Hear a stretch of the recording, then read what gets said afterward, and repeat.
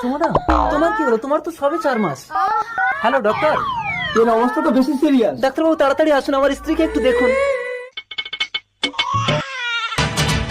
দাদা, আমার ছেলে হয়েছে। সরি, আপনার স্ত্রীর গর্ভপাত হয়ে গেছে, আর জ্ঞান ফিরে যদি বাচ্চা না পায় তাহলে কিন্তু কোমায় চলে যেতে পারে।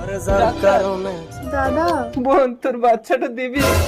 বোন, তোর পায়ে পড়ছি, তুই আমার বউকে বাঁচা। আমার এই তো বাচ্চা। তোমার বাচ্চা সুমনা। তোমার বোনের কি হলো গো? আমার বোনের বাচ্চাটা মারা গেছে সুমনা। ওই ডাইনি যেন আমার ছেলের গায়ে একদম হাত না দেয় বলে দিচ্ছি।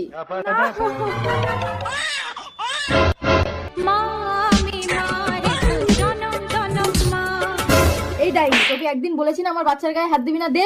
আসলে বাচ্চাটা ওর সুমনা, তাই ও প্রতিদিন লুকিয়ে লুকিয়ে বাচ্চাকে দুধ খাওয়ায়। অসম্ভব। সম্ভব, ডাক্তারি শাস্ত্রের মধ্যে 4 মাসে কারো বাচ্চা হয় না। সন্তান নিয়ে স্বামীর ঘরে চলে যাবো। আমার ছেলে। চলো মায়া।